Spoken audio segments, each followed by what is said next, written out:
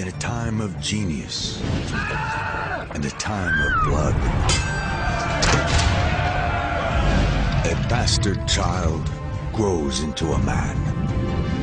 Servant of kings, survivor in a land of assassins, he builds an extraordinary legend in a place where life is cheap. Skilled in the mechanisms of war and the workings of power, he creates the timeless masterpiece, the brilliant invention, and survives another day. Veiled in secrecy, marked by genius, and driven by his own code of survival and success. A man for all seasons, and a mystery for the ages.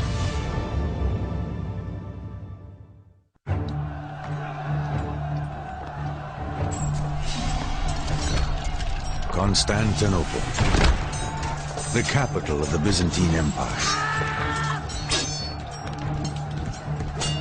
It stood as a symbol of Roman glory for more than 1,000 years. But after a brutal siege, it falls at last to the Muslim Turks. The Pope, Pius II, right after the fall of Constantinople, reminded everybody in letters he sent throughout Europe that this was a monumental event. The collapse of the mighty Byzantine Empire seems like the very end of civilization itself. But civilization is about to see a rebirth. With the old city, an old idea dies, and a new one escapes, finding refuge to the west, in the city-states of Italy. To the Byzantines, God is the center and meaning of everything. But a revolutionary idea, humanism, allows for the study of man and new explorations into science. It is a philosophy with the power to change the world. In studying God, we can study the theology and the philosophy of God. But in studying man, we can study biology, zoology, anthropology, technology, sciences of all different types. Humanism transferred man's focus to man.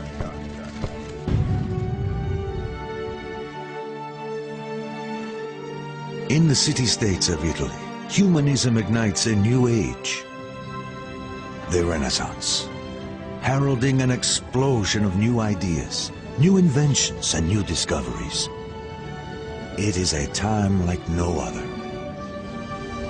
It's a nice time to be born as a really brilliant person.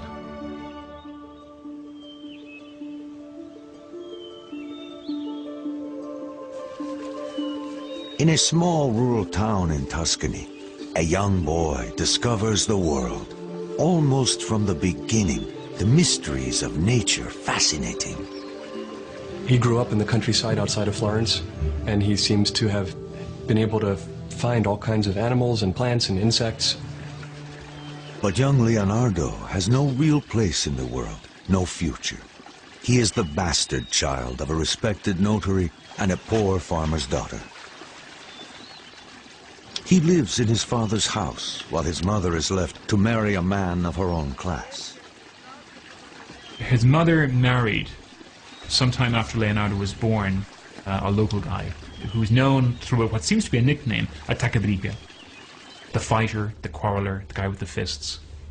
They probably lived locally. It's not inconceivable that Leonardo would have had some access to her, but it's equally possible that Leonardo's family kept him away from these other people who were of a different social station.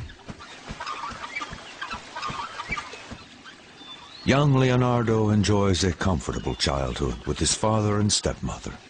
But because of his illegitimate status, his prospects look bleak. It's sort of like a second-class family membership. Legal offspring, obviously, are going to inherit the family estate, as well as follow the father into the family business. Leonardo is disqualified in some measure from that. Leonardo! Sì, madre. Torna a casa, immediatamente. Ma perché devi sempre fare di tutto un gioco? Destined for life as a tradesman, he cannot even take his father's name. He is known as Leonardo from Vinci. His family will spend no money on his formal education. You can sort of imagine what it must be like to have been considered illegitimate in an age when being illegitimate really meant something. There were, professions that were closed to you. You were constrained greatly by that, by something completely beyond your control. Faced with his illegitimacy, young Leonardo begins to develop a code to push beyond all expectations, past all obstacles. It will eventually propel him into the corridors of power and on to greatness.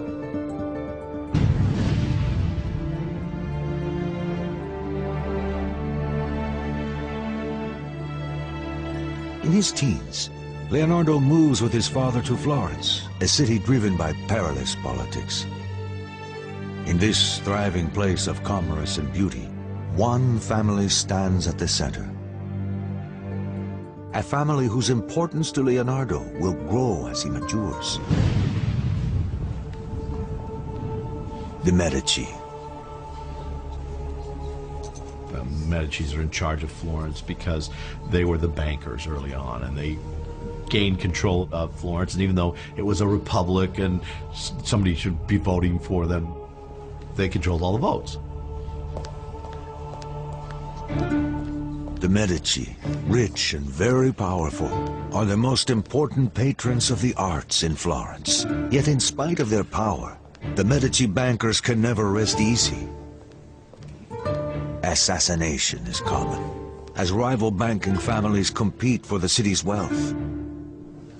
I mean, if you look at some of these paintings just of the Renaissance leaders, they're wearing what looks like studs on their clothing. No, they're wearing cloth-covered armor.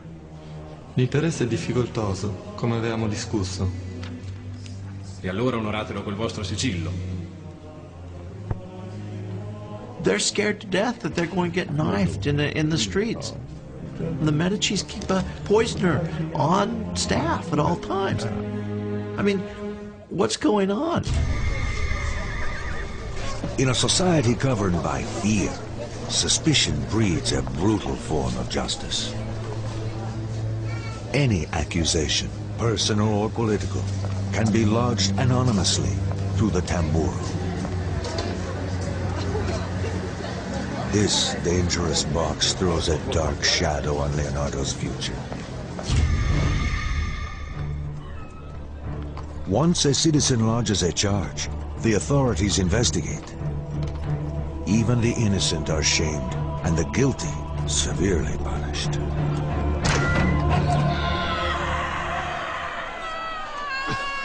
The sight of dead bodies executed in public is commonplace in a city like Florence, as it is throughout Italy. Leonardo lives in a time and place where life is cheap, particularly for the lower classes. He knows he must break free of his bastard status and earn a respectable position in society. And that means membership in the guilds. Florence is a city that is officially governed by the guilds. It's been that way since the end of the 13th century. The government of Florence is drawn from the most powerful guilds.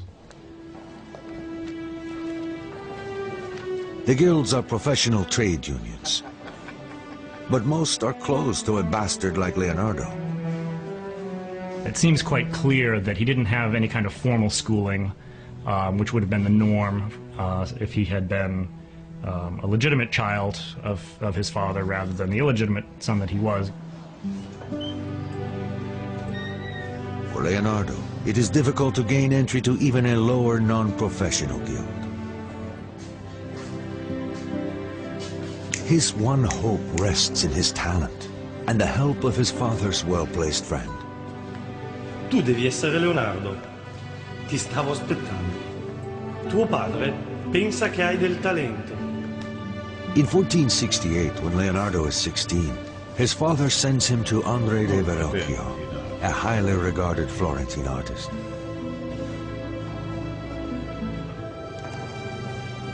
This is how you do things in Florence. You get referrals from your relations, your neighbors, your extended network of clients and friends.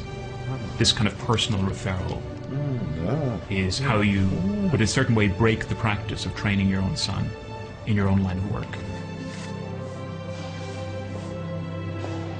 Verrocchio agrees to take Leonardo as an apprentice, to give him the experience he needs to one day gain admittance to a guild. Here, Leonardo first comes to understand the connection between art and power.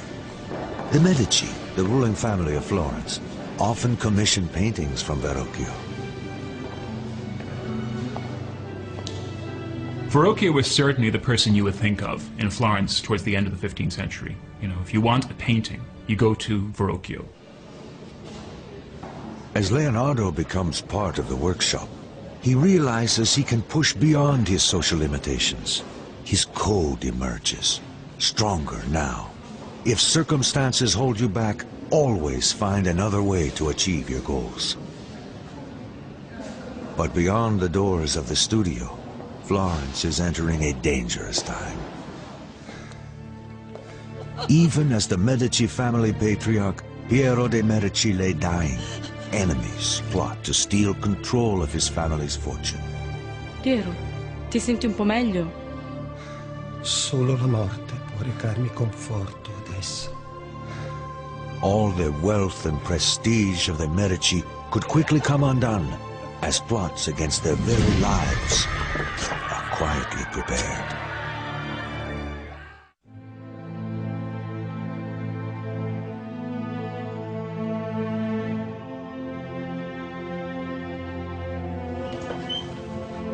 As young Leonardo da Vinci arrives in Florence to establish a career, Florence finds itself at the brink of violence. The ruling family of Florence gathers at the deathbed of the patriarch, Piero de' Medici. Great danger awaits his son Lorenzo, only 20, as the rival banking family, the Pazis, plot against him.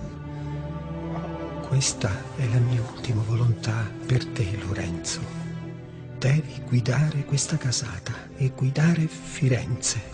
Nessun altro può farlo. Devi stare attento, molto attento. The Pazzi and Medici problems were problems of business. We don't think the business might end up in murder. Maybe not the business outside of the underworld or the Sopranos or something along those lines, but this is what was happening. If you were a leader, your life was in danger. The Pazzi family hungers for the Medici's power and wealth. They will do anything to seize it for themselves.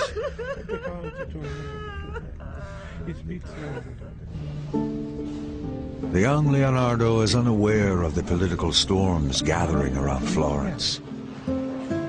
Though he will never meet them, the Medici will exert a profound influence on his young, ambitious life. In the studio, Leonardo works on, his code driving him to learn all he can, to excel beyond his teacher's expectations. His notebooks reflect the demands he makes on himself. The painter must develop all his skills, because there is no self-respect in doing one thing well and another badly. The Verrocchio workshop is active in all kinds of media, has command of technologies of different kinds. Not just painting, but painting on ceramics, marble sculpture, sculpture in bronze, other metallurgical enterprises, like the casting of cannons, the casting of bells. He joins Verrocchio at a crucial time. The maestro grapples with an incredible technological challenge. One of the things Leonardo would have seen in Verrocchio's workshop is the design and then the completion of a globe placed on top of one of the most important buildings in Florence. Saranno 2 tonnellate di rame dorato e deve essere bilanciato alla perfezione. Ma come, maestro? The construction of the 2-ton ball and the engineering required to hoist it to the top of the Duomo will rival the completion of Florence's grand cathedral dome itself. It will be made of copper, gilded with amalgam of mercury. You couldn't call the riggers and have them come do it for you. You had to do it all yourself from memory with the skills you had learned. So he picked up an enormous amount of not only artistic training, but practical engineering training and mechanical training, just being part of the studio. Leonardo studies the Cara Granda, or Great Hoist, which will lift heavy objects to the peak of the dome and the swiveling crane at the top. This early exposure to mechanical engineering will have great influence on his later inventions. In Verrocchio's studio, Leonardo sees how his talent might allow him to escape the limitations of his bastard origins, and he is about to have his first taste of the world he aspires to.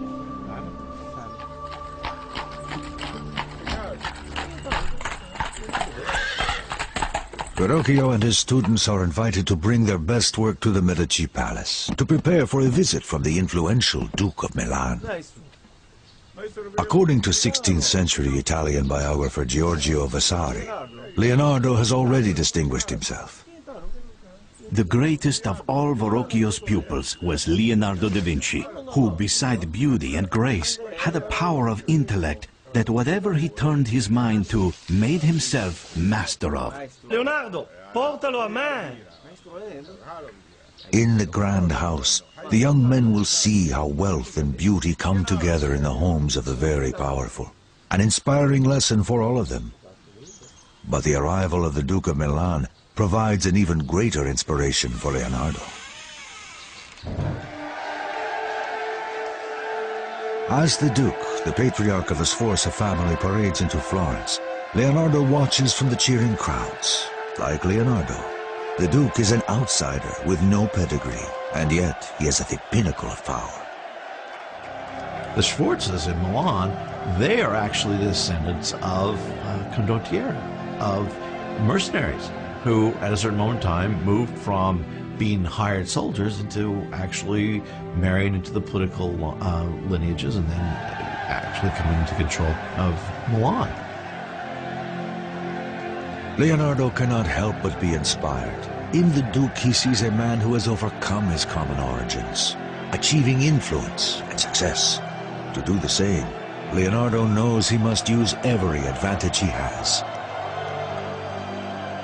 He was supposed to be extraordinarily handsome, very concerned about his looks, always dressed very well, supposed to be enormously strong. They said he could bend horseshoes with his bare hands. People just immediately liked him when they met him because he had this kind of undefinable quality to him that made people be attracted to him. And that's also a quality that is described in Leonardo's art. Though it is too early for Leonardo to know it, his fate and his future will hinge on the Sforza family as he uses his charisma and his talent to build a better life.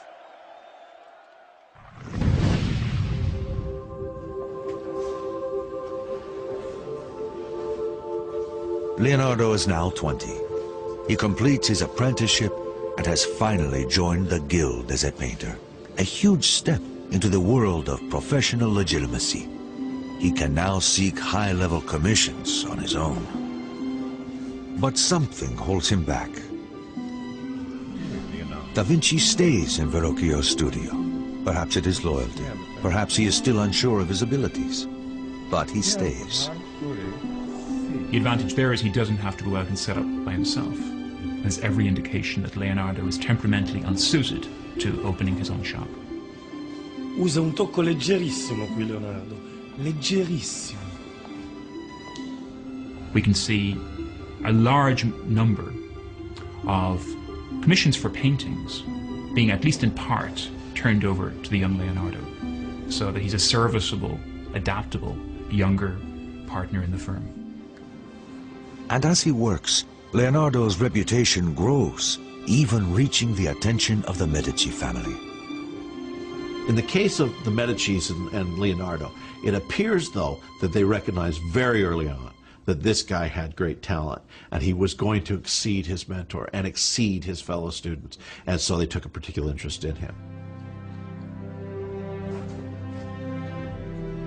Here in the workshop as Verrocchio's protege, Leonardo's first great work emerges.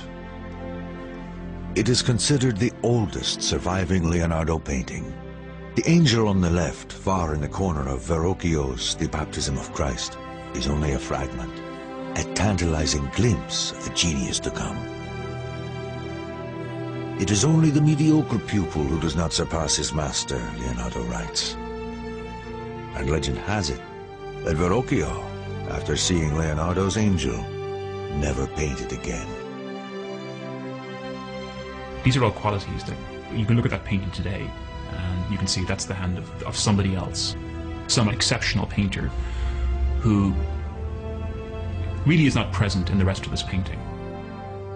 Leonardo had an incredible ability to see motion and to capture motion in his paintings. For example, the ringlets of hair, which have a kind of bounce or spring. He was able to suggest that with paint in a way that no one else really could. Talented, connected, attractive, Leonardo knows what he wants and is on his way to securing it. But the jealousies and envy of others, anonymous voices and accusations will put at risk all that he has built and threaten to send him back to oblivion.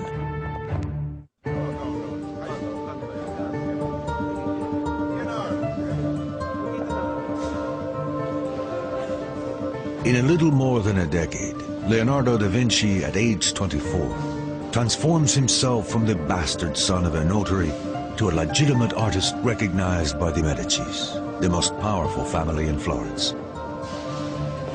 Florentines are very competitive. It's very, very frustrating to be an artist in Florence, but also competition makes things better, makes you do a better job as an artist. In Verrocchio's studio, his persistent experimentation with paint and technique sets him apart. This commitment becomes a vital part of his code, a way to push ahead of his competitors who are better educated. He records his thoughts in his notebooks. I know that I am not a man of letters. Experience is my one true mistress, and I will cite her in all cases. Only through experimentation can we truly know anything. Leonardo sets up this opposition between authority, which is transmitted through books, and people like himself, these maverick figures who operate outside normal professional boundaries, who investigate, who take things apart, to see what they're made of, to see how they work. A man of unusual sensitivity, Leonardo cherishes nature and will not eat meat, refusing to be a tomb for other creatures. To him, nature is the ultimate machine, and he holds its mysteries in respect and awe. He spends his life trying to discover how it works. The movement of clouds and water, the mystery of birds in flight. Science, nature, mechanics, Leonardo pictures them as one entity, to be captured through his creative life.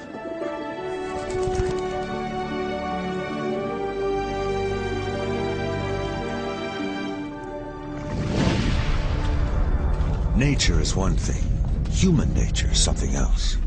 The success that has lifted him above his bastard status has also earned him envy and resentment. Dark forces move against him. Oblivious to any danger, Leonardo throws himself into new experiments to understand the nature of light and shadow. He examines the fall of candlelight on fabric and how the human eye records it. His notes reveal the importance he places on these studies. Nothing can be recognized without light and shade.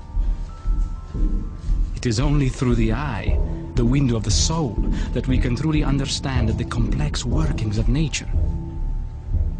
He would have these casts made of draped fabric and move the lights around, set the candles in one position, look at the shadows, sketch it out, move nothing else but the light, to somewhere else and then sketch the exact same piece of fabric again that hasn't moved. The only thing that has changed is the interplay of light and shadow on it.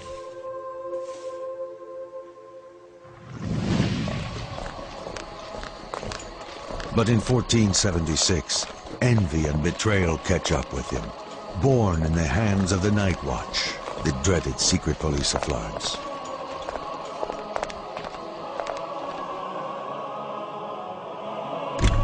Messer Leonardo DaVinci. Siamo delle guardie notturne. Siete accusato di crimini contro Dio. Dovete venire con noi. At 24 years old, Leonardo is anonymously accused of sodomy with a 17-year-old male prostitute. For repeat offenders, there could be prison terms and execution. The official penalty for sodomy was burning. It was to be burned to death. The humiliation is brutal. Nothing, he writes, is to be feared so much as a damaged reputation. The fact is, it does affect him. He was a proud individual. He's a proud young man. He knows he's going someplace. And a charge like this could really have set back his career. But at the trial, no evidence is brought against him. No witness is presented. The charges are dropped. The cruel act of an anonymous enemy. But dark days are just beginning in Florence. Political storm clouds gather as deadly forces move against the Medici. Florence is nearly surrounded by the territories of the Pope, which extends south to the city-state of Naples and north to Ferrara.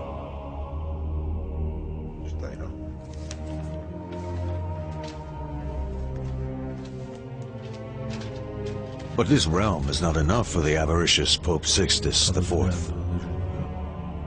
The Pope conspires to expand his power into northern Italy, into the lands held by the Medici.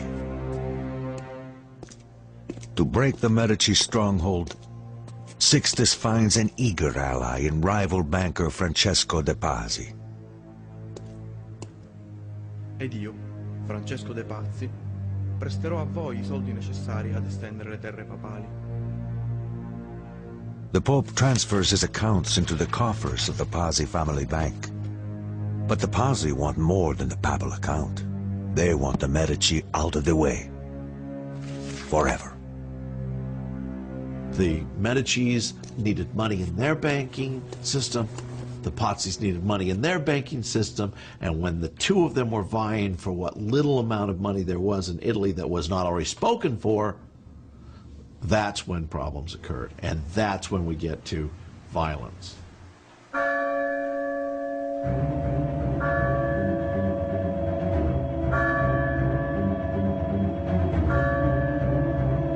It is Easter. In celebration of the Prince of Peace, the Medici take their personal seats across the aisle from the Pope's henchman, Francesco de Pazzi. They have no idea of the danger they're in. At a prearranged point in the Mass, it begins.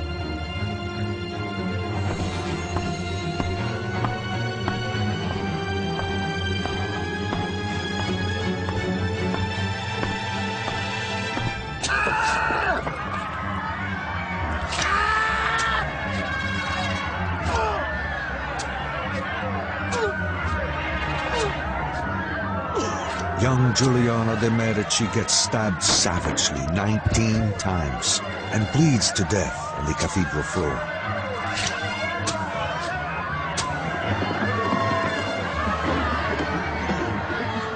His wounded brother, Lorenzo, barely escapes. With the Pope behind them, the Pazzi family believe they will get away with their plot. They are dead wrong. The Medici supporters quickly rally, and the Pazzi uprising is put down with extraordinary violence. Lorenzo's counter-strike is swift and merciless.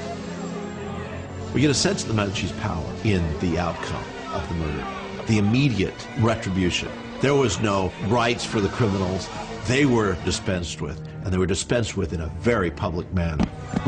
That very day, Francesco de' Pazzi is hanged alongside a co-conspirator, the Archbishop of Pisa. They drag his body around, they chop it to pieces, humiliate it in all kinds of ways. This is familiar in ways that we find hard to imagine. But the Medici have not finished. One assassin is still at large. Weeks later, Bernardo Baroncelli, the murderer of Lorenzo's brother, is finally captured and hanged before an enthusiastic crowd. Leonardo da Vinci is there. Here's the young Leonardo drawing this hanging corpse and writing underneath who it is and exactly what he's wearing. That's one of the first things we have of Leonardo. Leonardo makes the famous drawing of Baroncelli hanging on the gibbet. The bodies of condemned criminals is commonplace in a city like Florence, as it is throughout Italy. Violence and murder taint the very air of Renaissance Italy, and it will continually color Leonardo's work. Two messengers race to Florence, carrying deadly news. The Pope has excommunicated Lorenzo de' Medici in retribution for executing the Archbishop of Pisa. He dispatches the army of Naples to force Lorenzo to surrender. This is a big army. This is something that is going to be difficult to defeat, and difficult to defeat without a huge amount of economic loss and loss of lives and societal upheaval.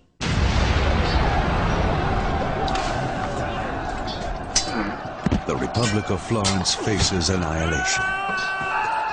Here in all its terrible glory is the greatest of the Renaissance arts, the art of war. Without a miracle, the city that has given Leonardo da Vinci his only real future will be destroyed without a trace.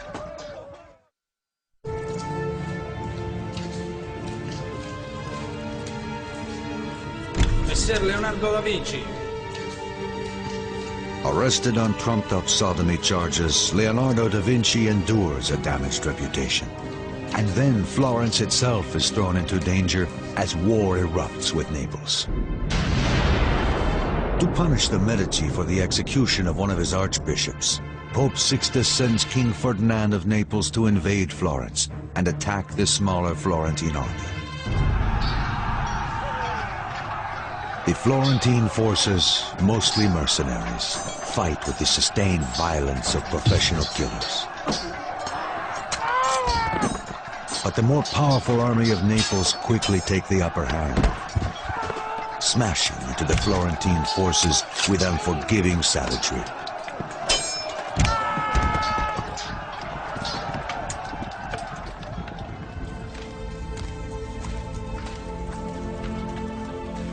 In the terrible aftermath, it is clear to Lorenzo that the city's plight is desperate. His troops are being cut to pieces. He must find a way to end this war and somehow save Florence. It seems the larger political landscape may provide Lorenzo with a way out. The Muslim Ottoman Empire, greatly feared by the Christian Europeans, has threatened the entire peninsula for some time. Florence, Naples, and the Papal States are all at risk. In a bold and dangerous move, Lorenzo travels to confront King Ferdinand of Naples, face to face, attempting to convince him that the Italian states should be unified against the Turks, rather than fighting each other. If he fails in his mission, Florence is finished. Se una bombarda colpisce a segno in linea diritta 10 braccia. The risk was significant. He could have died. He could have been taken hostage while he was gone. He could have been replaced by usurpers. Intrigued but unconvinced, the king has him arrested while he considers the proposal. Back in Florence, Da Vinci, like everyone else, is caught up in the tension and anxiety of impending war. He begins designing ladders and other devices for defending and scaling walls. These ladders are designed to carry 2 men. They are also useful for a tower, where you might fear that a rope ladder could be detached by the enemy. It's all engineering, engineering, engineering, because that's sort of the reality of Italy at the time that Leonardo's alive. You have all these different warring city-states, and warfare is a constant fact of life. Da Vinci labors on and waits, putting his active mind to work on defensive fortification and other weapons of war. 3 months pass with no word of Lorenzo de' Medici. In the streets of Florence, the citizens wait in fear. The weeks drag on without news of their leader or their larger fate. The people go about their business as hope dwindles.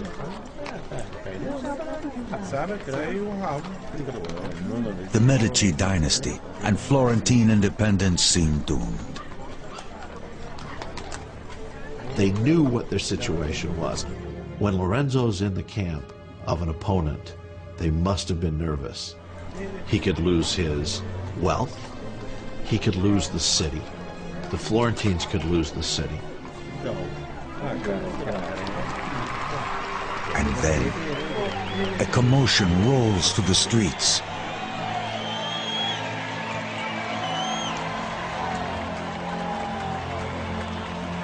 In triumph, Lorenzo returns, having convinced King Ferdinand of Naples to end the war.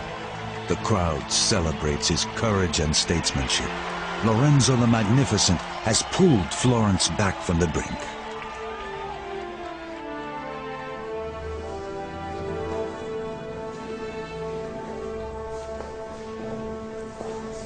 As peace at last comes to Florence, Leonardo receives a commission to paint the Adoration of the Magi, an altarpiece for the monastery at San Donato a Scopito. It is his first important work. We have the Adoration of the Magi treated like nobody has really conceived this event before. Among the turmoil of figures that are surrounding the kind of serene Virgin and Child, this frenzy of devotional attention, there are rearing horses. It's a turmoil of men and horses. He forms the composition almost in a square, with a triangle made up of the Virgin and kneeling kings. But here, Leonardo is using the body of the horse to invest his composition with dynamic motion and energy, the sense of frenzy, the sense that this is almost like an apocalyptic event in the incarnation. Tantalizingly, some scholars think the standing figure of the young man on the bottom right may be a self-portrait of the young Leonardo. The work is considered an overture, a first statement of Leonardo's great work to come. But it doesn't go well. After devoting extraordinary time to the underpainting, he leaves it unfinished. His notebooks suggest his reason. To conceive an idea is noble. To execute the work is servile.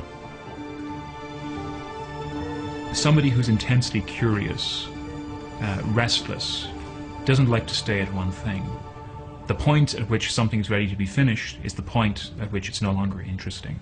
He was much more interested in the natural world, in the mechanical world, and only painted occasional paintings when he seems to have had a cash flow problem.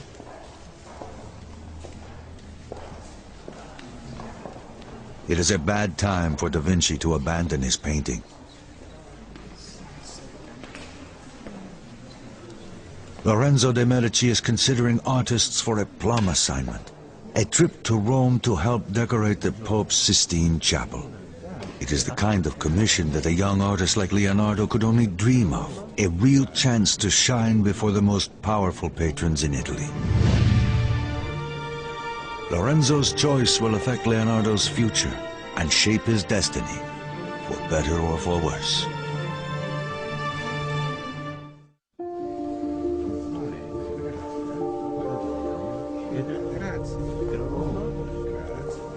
Even as word of Leonardo da Vinci's talent spreads, he appears to lose interest in his career. An important commission is not completed. Clients grow angry. And when Lorenzo the Magnificent chooses his finest artists to send to Rome, Da Vinci is not selected. The Adoration of the Magi is one of the great masterpieces of the High Renaissance, and yet Leonardo was unable to finish it, and some believe that he had conceptualized the end of the painting in his mind, and that was enough for him, rather than actually going to the brush and doing it physically. And so he found himself in lawsuits a number of times because he couldn't finish his work. He cannot deal with the ordinary conditions of production, of clientage, of contract, supplying works to deadline according to a patron's specifications. He didn't finish anything. Psychologists today have names for these things. Perhaps he was ADD. Perhaps he was obsessive compulsive. Maybe he was anxious. Maybe he was depressed. We don't know exactly what his ailment was, but there seemed to be something afflicting his mind. It seems that Da Vinci's greatest gifts, his restless imagination and endless stream of ideas, complicate his drive for success. Again, circumstances hold him back, and he must find another way to achieve his goals. You're not really sure he wanted to be an artist. That was his inroads into the court life and into the patronage life. But when he gets there, he almost kind of leaves it behind. Unsatisfied with painting, Da Vinci decides it is time for a change. His code demands that he find another channel for his ambition. He needs a fresh start and new opportunities. And so he travels to Milan. As the most northern of the Italian states, Milan is the most vulnerable to foreign invaders. And so it is heavily militarized, a center for weapons production and military technology.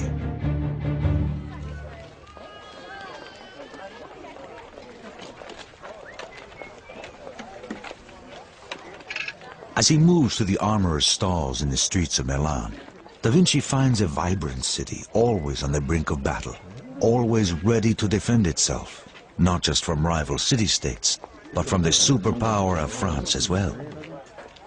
In the tools of war, large and small, Da Vinci sees a future he could not realize in Florence.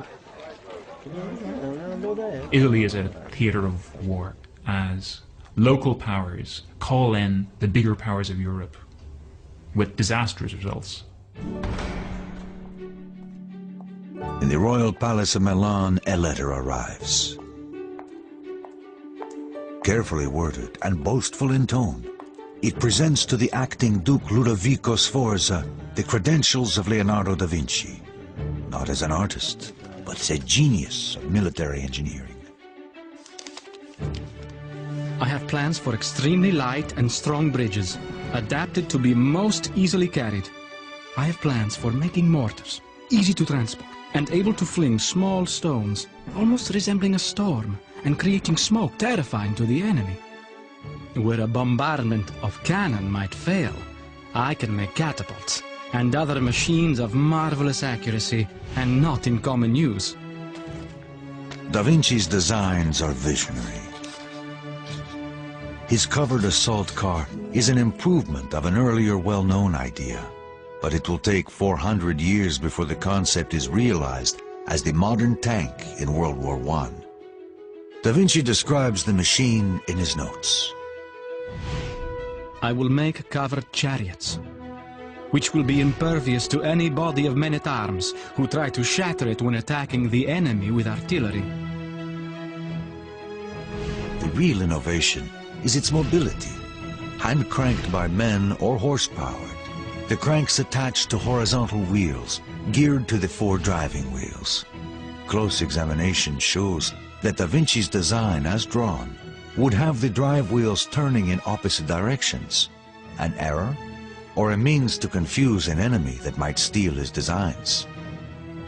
We have a repertoire of drawings made by Leonardo showing savage-looking instruments of warfare, chariots with scythes that, you know, slash through the flesh of an enemy army.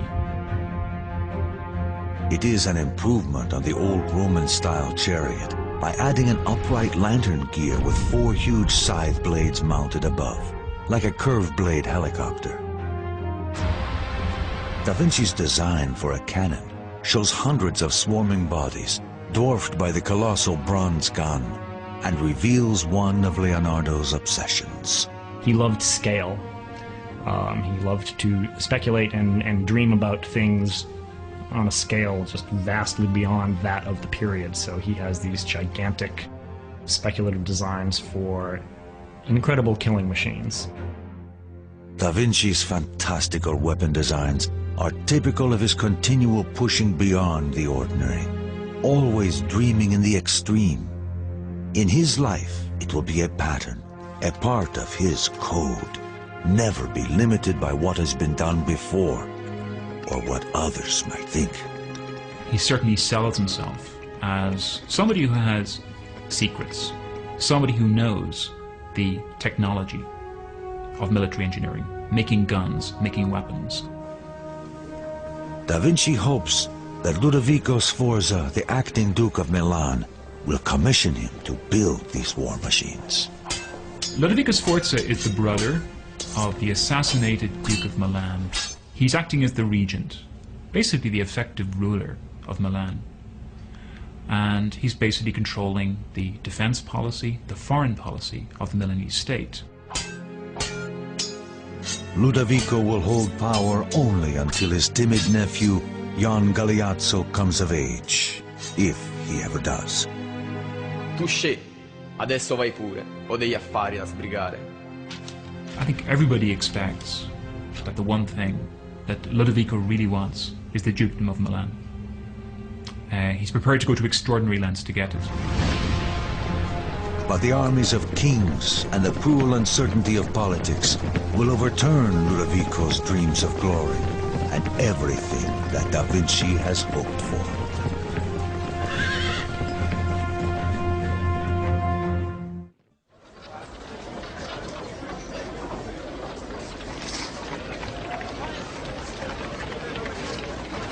After leaving Florence, Leonardo da Vinci, now 30, arrives in Milan hoping to sell his skills in military engineering to the acting Duke Ludovico Sforza, a shrewd and militaristic noble.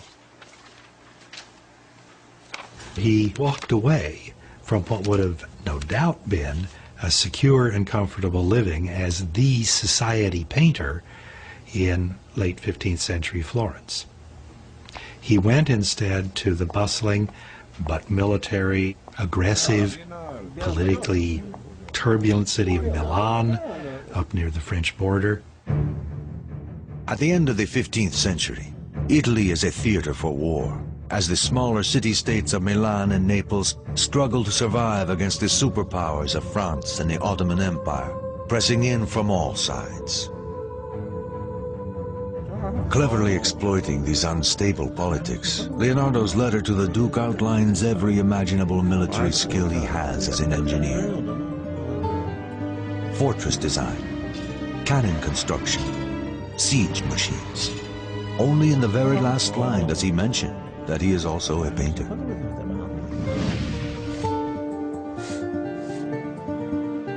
Unfortunately, Da Vinci must set aside his excitement about military designs. The Duke needs a portrait of his mistress. Despite Leonardo's disappointment, the painting becomes one of his most famous and important. The Lady with an Ermine. It is revolutionary. The first time a portrait shows the sitter's thoughts or feelings through posture and gestures.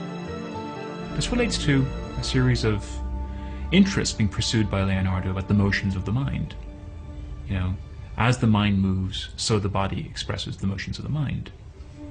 Or as Leonardo would say, that's where the movements of the soul make themselves most manifest. Her head turns to the right, as if distracted by something to the side. The animal as well is tense and alert. Again, Da Vinci's code pushes him to tackle new ideas.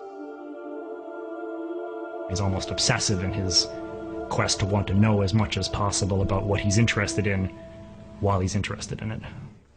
Sforza, the grandson of a mercenary, and Da Vinci, the bastard son of a notary, depend on each other to increase their social standing. Guardate da questa parte adesso, signorina Gallerani. È un piacere posare per voi. This is not what he came to Milan for, but he is experienced enough to know that power and opportunity are always close companions. And the enormous Sforza family ego soon presents that opportunity. The Duke commissions a colossal statue of his father, astride a powerful stallion, and so Leonardo begins to study the proportions of horses, using a small and docile model as his subject. The distance between one ear and the other should equal the length of one of the ears. The length of the ear should equal a fourth of the face. Sforza wants a statue larger than any other, the biggest horse monument ever seen. It's often held that these warlord princes used art as a means of making themselves look more permanent, more legitimate, more established than perhaps they were in practice. The Sforza have only been around from 1450, but their equestrian monument is going to outdo all others that exist. Leonardo considers the challenge of creating the 24-foot-high statue a career-making opportunity, a triumph of art and technology to last the ages. He will devote more than a dozen years of his life to the process. It was going to be a statue on a scale so much larger than anything that had come before it that it required all kinds of new technologies to figure out how to make this thing. Extending his vision and skill to the utmost, Leonardo will create countless smaller clay models and devote the next several years to figuring out how to cast the Colossus in 60 tons of bronze. Because he wanted to cast the horse in particular as one piece, this would have been cast upside down, he had to dig casting pits. Well, Milan is built in a river valley and there is a water table down there. The head of the horse pointing downward would have been just about at the level of the water table. And if you in fact start heating up the water table in an area, you will create some very serious problems, possibly even an explosion. So in other words, he was working very close to the limits of the possible. This is the very essence of Leonardo's code, to push beyond the expected, not only in his work, but in his life. And as the great horse slowly takes form, Leonardo turns his lively mind again to weapons of war. Like the horse, his designs are huge, monumental. He always engineers these things that are just enormous, much, much larger than anything that existed at the time. And the giant crossbow is sort of the poster child of this mentality. It's about the size, probably, of a tractor trailer in length. The construction is highly advanced, with the bow to be built of laminated sections for the greatest strength and flexibility. The bowstring, drawn back by a worm gear, can be fired silently. People look at Leonardo's drawings of things like the giant crossbow, and they seem to think that this is an original idea. It isn't. What Leonardo is doing is taking an idea that's fairly commonplace and seeing how far he can push it. He begins his famous notebooks, an obsession that lasts his entire lifetime and confounds us to this day. It's estimated he will fill over 15,000 pages before he dies. What did he write in his notebooks? Everything. Laundry lists. Don't forget to get the money that so-and-so owes you. I need this at the store. Moving lists. Sketches of people that he saw on the street who had interesting faces.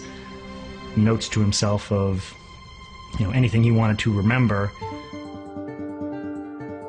Leonardo often composes these notes from right to left, even forming the letters and words backwards, as if in a mirror.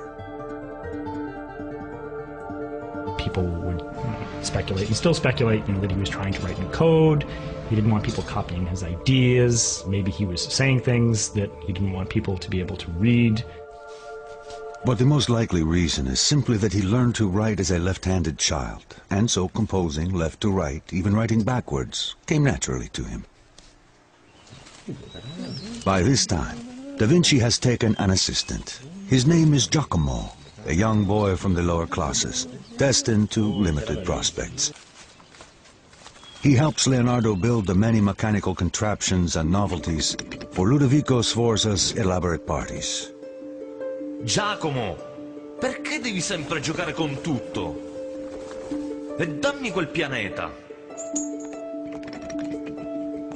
Da Vinci comes to call him Salai, meaning little devil. The mischievous boy will stay with Leonardo for the rest of the artist's life.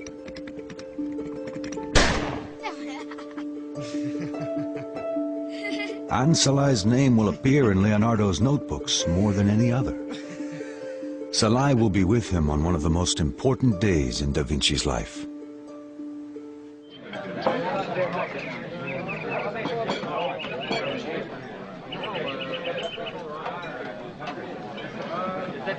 Ludovico stages an elaborate family celebration, which features Leonardo's colossal clay model of the Sforza horse, unveiling it for the first time before the nobility. The Sforza horse was supposed to be the largest cast statue in the world that was going to, sort of trumpet the glories of the House of Sforza, and also probably secure Leonardo a lifetime position in the court there. The party, like Da Vinci's horse, is a celebration of Ludovico's power. The attendees include Ludovico's beautiful wife, Beatrice d'Este, and his nephew, the real Duke, Jan Galeazzo, now 25.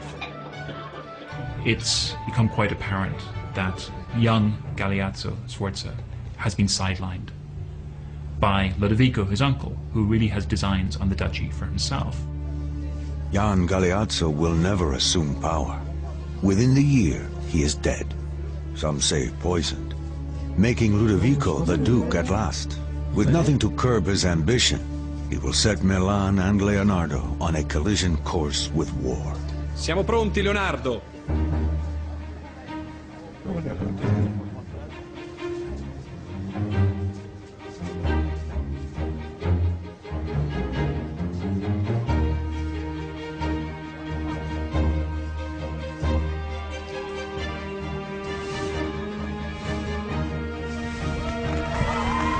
Via il telo!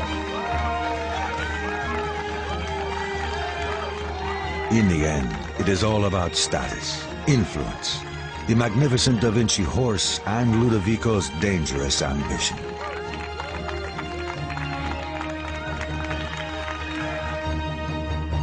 In 1494, as the new Duke of Milan, Sforza joins forces with France. Together, the powerful allies invade the Italian city-state of Naples. The risky move puts Milan and Leonardo's plans for the great horse in jeopardy. It came down to the necessities of the day, being that there was very little metal, and the Duke of Milan had the choice of casting cannon or giving this metal to Leonardo to make a statue. He chose to, do the expedient thing and actually look to his own defense. With war on the horizon, the 60 tons of bronze set aside for Da Vinci's great horse is melted in the furnaces of Milan and poured into cannon molds. Leonardo remains stoic. As His Excellency's mind is occupied elsewhere, the arts are put to silence. Of the horse I will say nothing, because I know the times. The Duke, still eager to establish a great legacy for the Sforza name, gives Da Vinci a new commission, a religious mural for the court church Santa Maria della Grazie, to be decorated with his family coat of arms. it will become one of the world's great masterpieces.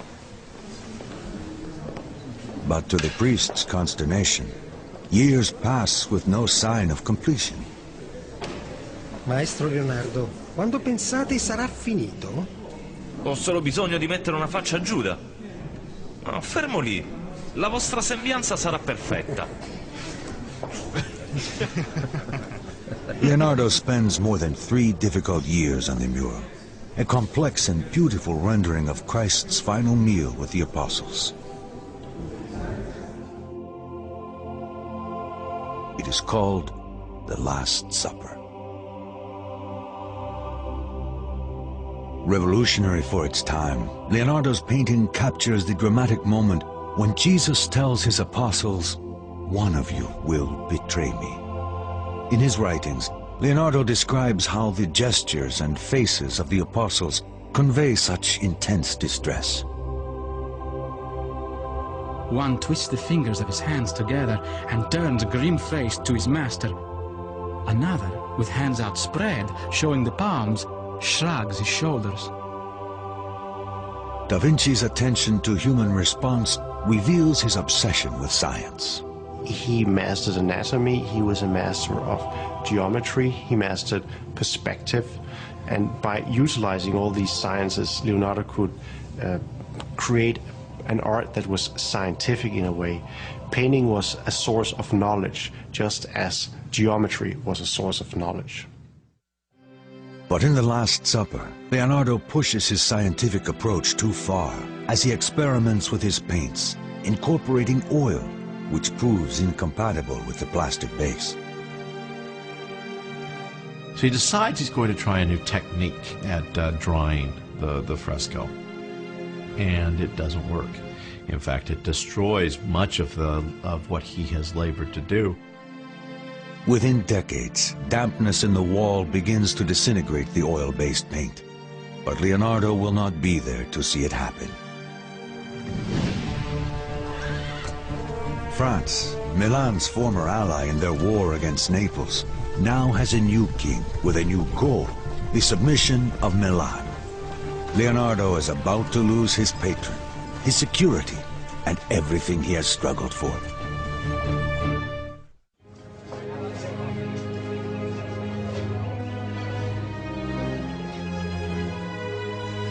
In Milan, Leonardo da Vinci has created some of his most important work.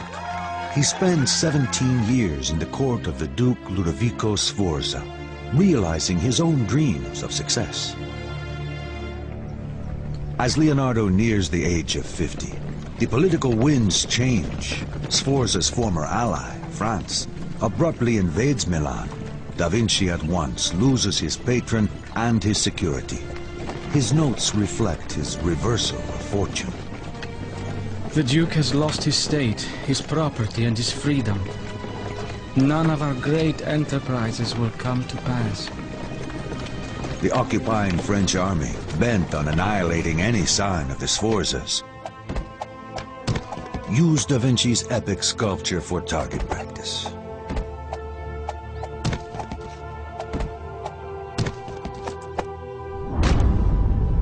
It was a symbolic act.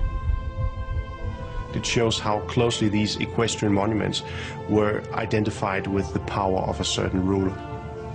Then secondary, it was a great work of art. But first of all, it was a symbol.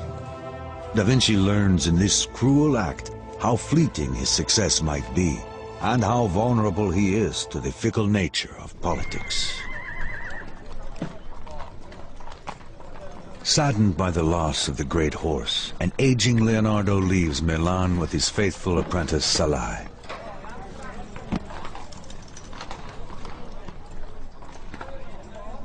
All his work must be left behind. The shattered horse, the Last Supper, all abandoned. With the fall of the House of Sforza in Milan, Leonardo was out of a job, and there began a period of his life where he wandered about. His notebooks reflect his state of mind. Patience protects against misfortune as warm clothes protect against the cold. The warmer you dress, the more powerless the storm. In the same way, increasing your patience in the face of great wrongs renders them powerless against your peace of mind. His travels take him to Venice, now threatened by the growing power of the Ottoman Turks. Perhaps here he will find a market for his innovative weapons and fortifications. One of the interesting things I think about Leonardo is considering how much of his career he spent not working as an artist. He's always thought about first and foremost as a painter, but if you look at the number of years he was employed by various patrons, a big chunk of it was spent largely as a military engineer and as an entertainer. He approaches the Duke of Venice with a variety of ideas, even a diving suit and snorkel system for underwater warfare. In his writings, Da Vinci describes his complex design. A breastplate of armor with hood, doublet and hose, and the wineskin to hold the breath, with half a hoop of iron to keep it clear of the chest. When you deflate the wineskin, you will go to the bottom, pulled down by sacks of sand. When you inflate it, you will rise to the surface. He seems sometimes almost not to really belong to his age, in a day when they didn't even have mundane things like regular ways of keeping time. Leonardo's thinking about walking on the bottom of the ocean and flying in the air with the birds, and developing self-propelled vehicles. He just has such a completely singular vision of pretty much everything around him. Da Vinci's ideas are centuries ahead of his time. His code has led him to dream the impossible. But Venice has no interest in his inventions. He is considered a foreigner, and his visionary ideas create only suspicion. Rejected, he must pursue his dreams elsewhere. He travels back to Florence, the land of his boyhood.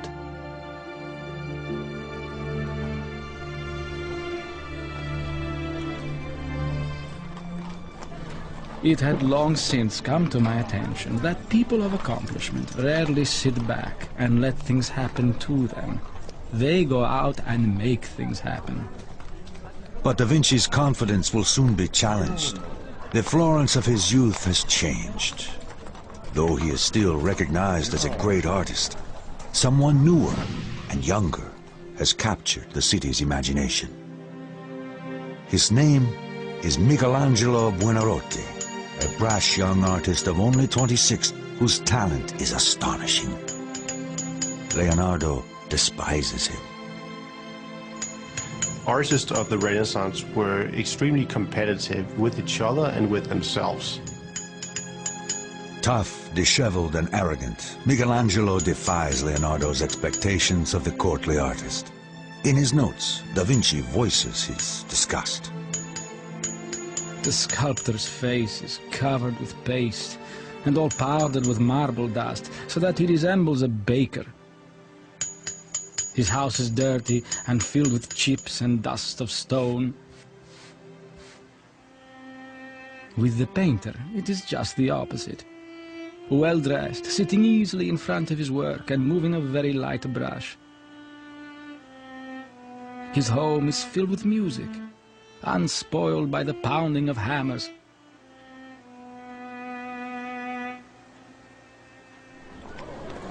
The simmering hostility between Leonardo and Michelangelo quickly becomes public. One day, as Michelangelo approaches on a busy street, Leonardo defers a question about the writer Dante to the passing sculptor. Chiedi a Michelangelo. Lui ha letto Dante. Spiegatelo da solo. E già che ci sei, spiega come hai imbrogliato la gente di Milano con il tuo impossibile cavallo. Stung by the insult, reminded of his failure, Da Vinci is bitter. He continues to mock Michelangelo's work.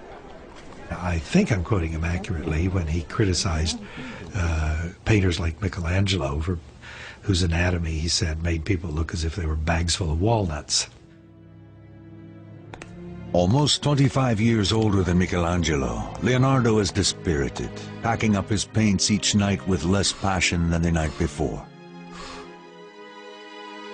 His writings reflect his growing despair and increasing age.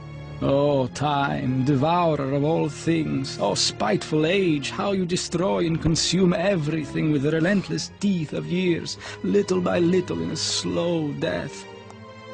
Dejected, Leonardo finds opportunity in one of the most unlikely of patrons. A man whose treachery surpasses all others, even in this violent time. His name is Cesare Borgia, and he is bent on carving a bloody path to power straight through the heart of Italy.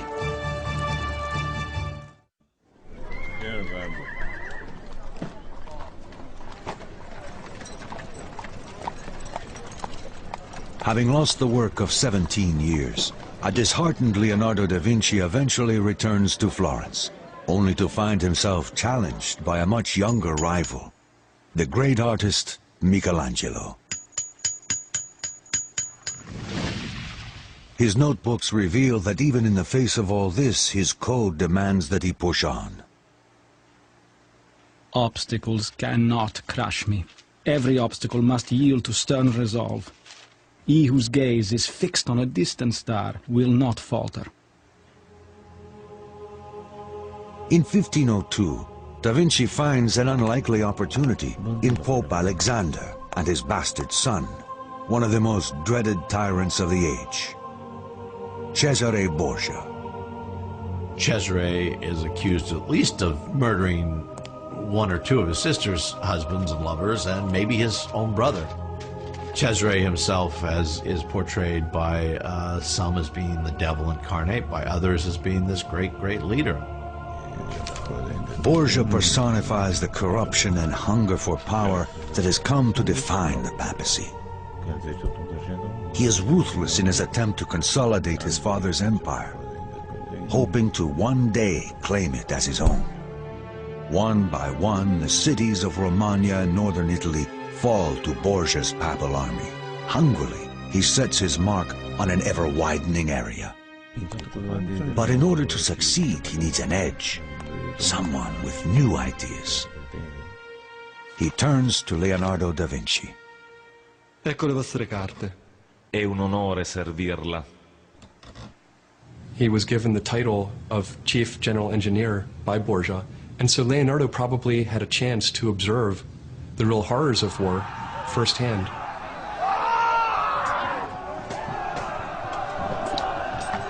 The villages of northern Italy become Borgia's slaughterhouse as his mercenary armies move to expand the holdings of his father, the Pope. Borgia has been described as one of the cruelest men in Italian history, and in fact Borgia was the subject of Machiavelli's book The Prince, as the model warlord who could achieve this unification of Italy.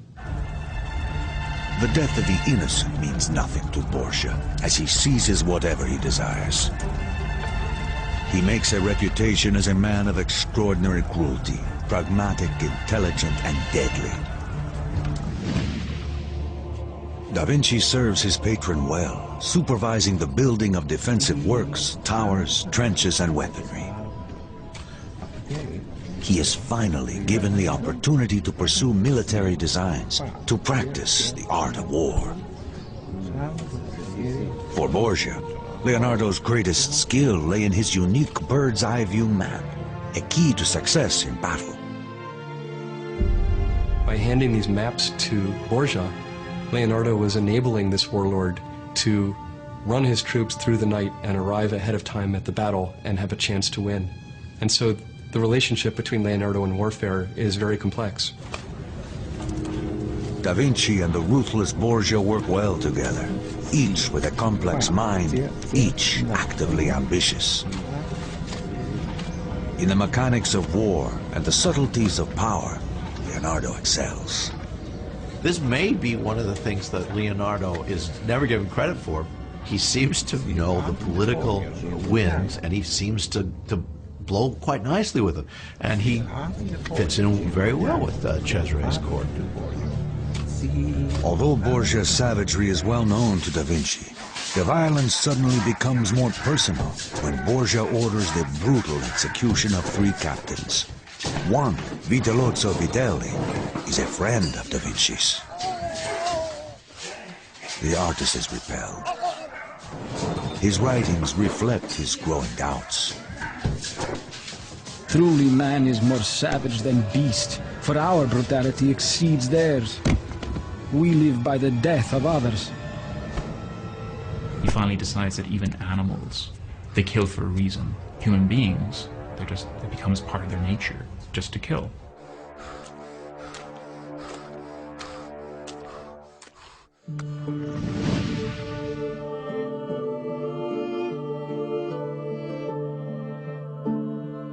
Da Vinci leaves the service of Borgia and returns to Florence and the art of painting, perhaps to explore the gentler side of human nature.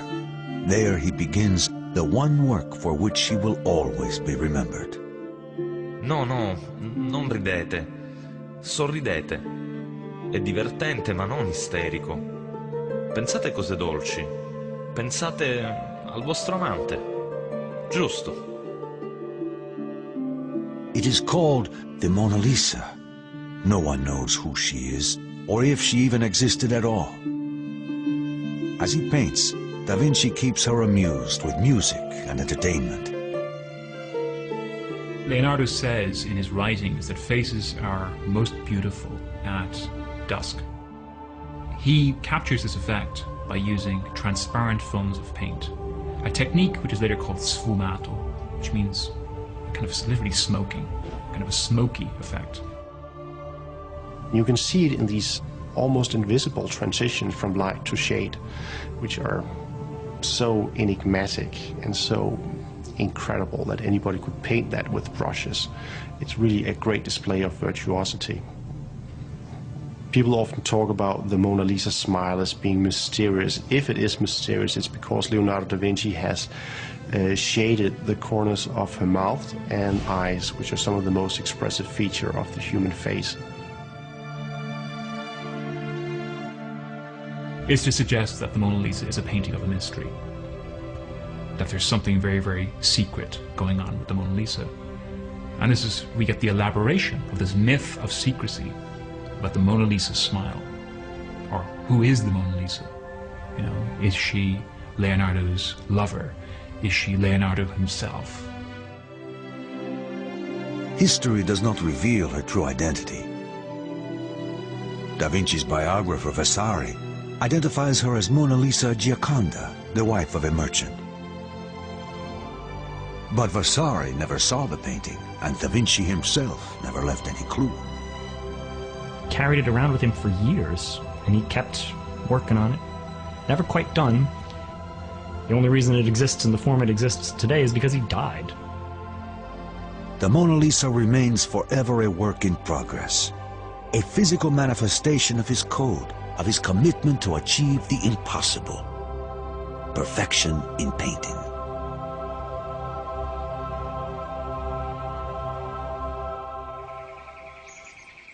Never satisfied, Leonardo's restless mind continues to ponder the world around him.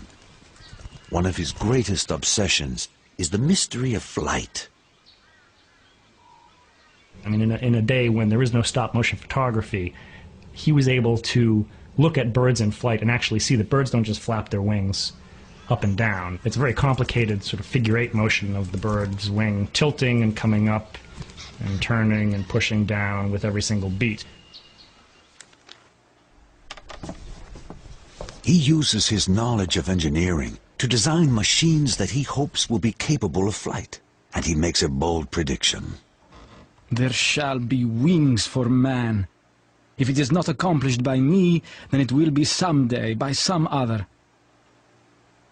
He adapts a child's spinning toy into a design for a hovering apparatus, using a helical screw rather than a rotor as modern helicopters do. He creates bat-winged flying machines whose wings would flap like a bird with an elaborate framework, one that even includes a rudder-like flight control. There is a legend that he tried to actually fly a machine and that the machine crashed and someone broke a leg in this attempt. Leonardo's machines are amazing and fantastic in the way that fantastic is fantasy. Maybe they didn't work, but they mean so much as far as the mind is concerned, as far as his actual ability to think beyond the box. But he seems to have realized that the amount of power necessary to make one of his 6-foot-long wings flap was more than a person could provide. So then he starts getting into more complicated designs that actually involve motors of some sort that will actually store up enough energy so that you can get them to flap for a while before the motor stops. Only late in life does he consider the idea of a single fixed wing, the idea that will eventually lead to successful flight hundreds of years later. For all his striving, for all his extraordinary designs, he never succeeds in solving the great challenge of manned flight. But for almost his entire life, he keeps trying. He's a brilliant man, he's a brilliant engineer as far as the theory is concerned. But maybe the practice, maybe the practical part of things, the practical part of engineering, which so often eludes these great thinkers, also eluded him.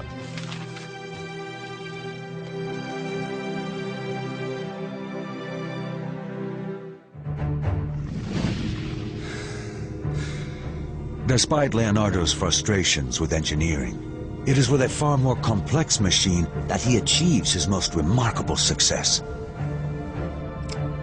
His grim obsession with the moment of death leads him to master the workings of the human body itself.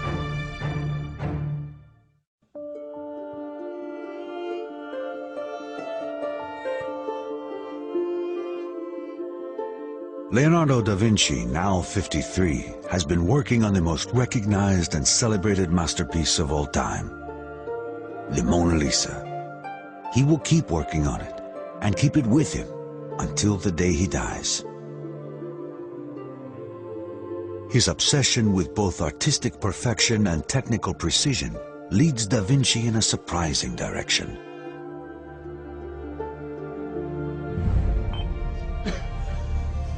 He turns his insatiable curiosity to the study of life's greatest work of art, the human body. He was interested in anatomy from an early age, probably from his time in Verrocchio's workshop, where artists in Florence were encouraged either to perform dissections, autopsies at a medical school, for example, or they were encouraged, if not to perform them, then at least to observe them. Always fascinated with the human body, he studies the mysteries of death at the hospitals of Santa Maria Novella. Dicono che abbiate vissuto 100 anni. È vero? 100 anni? Non è così difficile. Non sento dolori. Solo stanco. Tanto stanco. E terribilmente debole. He's interested in the way that the pieces of the human body, which is, after all, a very intricate mechanism, the way the pieces of this mechanism fit together. Within hours of the old man's death, Da Vinci descends into the cavernous morgue to dismantle nature's ultimate machine. We might be surprised that Leonardo's dissection of human corpses wasn't frowned on by the church of his time. That seems, though, to be more of a modern concept and modern prescription. Here he will make an astonishing discovery, centuries ahead of its time. I conducted an autopsy in order to determine the cause of such a peaceful death, and found that it was caused by the failure of blood flowing into the artery that feeds the heart and other lower members, which I found withered and shrunk. In 1507, Leonardo makes history's first description of arteriosclerosis by comparing the circulatory system of the elderly man with that of a child's. And we have to try to imagine 500 years ago what it would have been like to work on an autopsy without the benefit of good lighting or good preservation of the material. The smell must have been awful.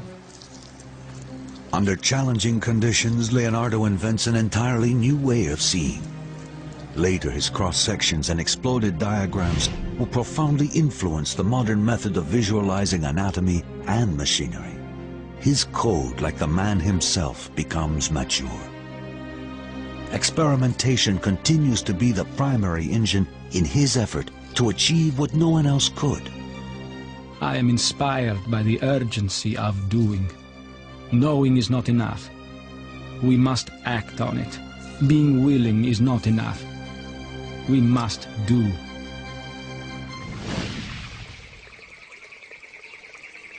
His famous notebooks reveal the extreme scope of his visionary ideas. And yet he never publishes a page of them. Often in his notes you'll see him talking about, I'm going to, do a book on this subject that will lay out this, and this. There was always, a little bit more you could do. There was one more observation you could make, and, time caught up with him. As Leonardo ages, his legacy becomes a casual bundle of documents, a lifetime of genius written onto thousands of bits of fragile paper, including the only image we have of the man himself. There is one image of an old man that's commonly attributed as being a self-portrait, but we don't know. It's completely untitled. It's just a sketch among, millions of other sketches that he did. And what I think is interesting is the extent to which that Leonardo is completely lost to us. Toward the end of his life in 1517, King Francis I of France, a great admirer and collector of his work, invites Da Vinci and his two assistants, Salai and Francesco Melzi, to live on his royal chateau in Clos. Leonardo got his last job, which is essentially being court genius to the King of France. He didn't really have much in the way of responsibilities. The King of France just wanted him as an ornament. The king names Leonardo da Vinci favorite painter, engineer, and architect.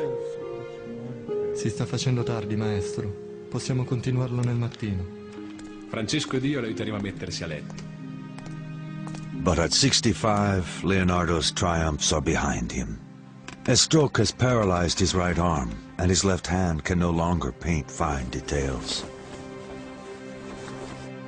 He doesn't seem to have had any obligations. Leonardo doesn't seem to have done much in those last few years, except for enjoy life. And he did enjoy life. It was the high part of a very well-deserved retirement, I suppose. Salai, the boy taken on so many years ago, has stayed with Da Vinci, and Melzi has become his student and most trusted companion. So Leonardo, at the time, he has with him the Mona Lisa, a couple of other paintings, all of which he bequeaths to Melzi, who is his apprentice and had been traveling with him for years and years. In 1519, after months of failing health, Leonardo da Vinci passes into history. I think Leonardo is one of these individuals who had a code of success. He didn't measure it in degrees of wealth. He didn't measure it in degrees of popularity. He measured it in how he felt about his own achievements. To me, Leonardo da Vinci represents something about human beings themselves. He represents someone who overcame a number of social obstacles and really does show what we're capable of. His ability to see so far beyond his present-day reality is, I think, one of the things that makes him eternally popular. And we have a body of writing. We have a trail of documents. But Leonardo, it's a complicated mosaic. Painting was a source of knowledge. To Leonardo da Vinci, painting was a science. He can inspire all of us today, regardless of who we are, to try to make the most of our lives as we can. Da Vinci's genius catapulted him out of obscurity and into the courts of kings.